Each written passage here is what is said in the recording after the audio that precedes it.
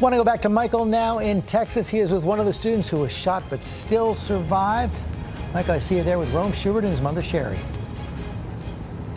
Yes, I am, George. I'm here with 16-year-old Rome Shubert, along with his mother, Sherry. And Rome took cover when the shooter entered his art classroom, not realizing until he finally escaped that he had been shot in the head. And thank you both for joining me. Thank you so much for that. And Rome, how are you feeling this morning? I'm feeling really good, just a little sore. Yeah, I see you with the Band-Aid. Yes, sir. Band-Aid on your neck. And you escaped the classroom after the shooter went into another room. But your escape, you were telling me you had to scale a 7-foot wall. You ran where we are when the building is obviously hundreds of yards away. When did you realize you had been shot? About 200, 300 feet away from the actual wall that I had jumped over. I was running and I looked down, noticed a little blood on my shirt, thought it was somebody else's, and somebody had told me that I actually had been shot in the back of the head. And you didn't feel it? I did not feel it. Oh, wow. So you were taken to the hospital. At the hospital, they treated you and released you in a matter of hours. So what did the doctor say about the wound? They told me that there was no bullet fragments in there. The bullet went straight through the back of my head and out the side of my head.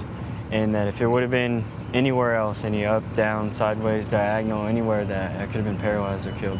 Any just a slight little millimeter of movement. And Sherry, I mean, this must be frightening for you to hear. First of all, Rome, he's in the hospital, didn't have a phone, wasn't able to contact you. So when you finally did hear from him, what was that feeling like?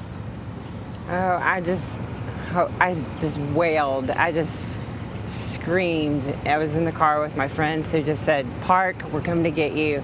And at this point, they knew that, Rome, something was happening with Rome, because all of our friends were calling and saying, "Hey, I've talked to my child. Have you talked to your child? I've talked to my child. Have you talked?"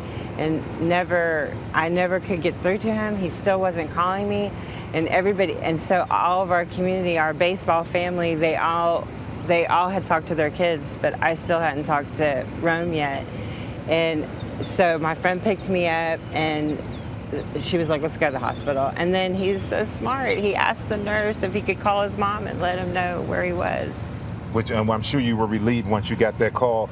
But this school, Sherry, it had the active shooter drills. They have 2 police officers, gun-carrying police officers here on campus throughout the day. They were actually implementing a program to arm some teachers as well. So this school was as prepared as any that you could imagine. Did you think that this could happen here? Sadly, I did. Really? What makes you say that?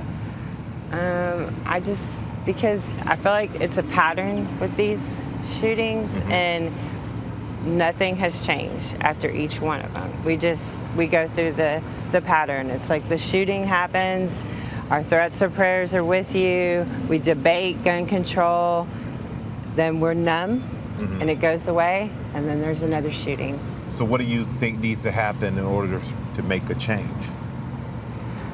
Well, I think we need to address mental illness and just being there for thy neighbor, and not ignoring those who seem like they need help.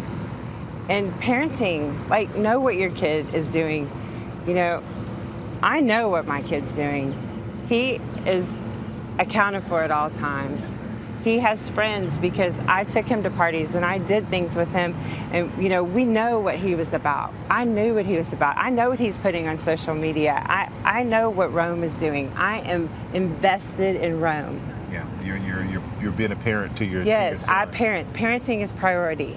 I agree with you 100% on that. And Rome, you had this. You were shot in the back of the head, but you went out and played a baseball game on Saturday. Why was it so important to get back on the field and playing a game? Just to show the community that there's some light on this, and I kind of bring everybody up and just give a little feeling of hope. I just wanted to be out there for all my friends and show them that I'm still there with them. And you wore the initials of all the victims on your wrist. Yes, sir. And I gotta say, you talked about the team and community and all the players getting together. Come on in here, you guys. Come on. We got all these players here who showed up. Hurry up, we gotta hurry up here. All these guys showed up this morning to support their teammates, and it's a family community here, you guys.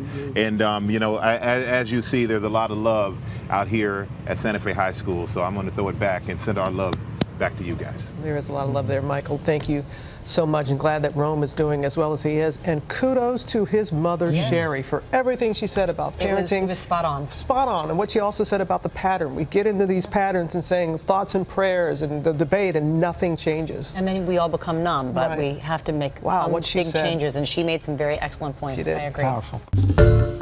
Hi, everyone. George Stephanopoulos here. Thanks for checking out the ABC News YouTube channel. If you'd like to get more videos, show highlights, and watch live event coverage, click on the right over here to subscribe to our channel. And don't forget to download the ABC News app for breaking news alerts. Thanks for watching.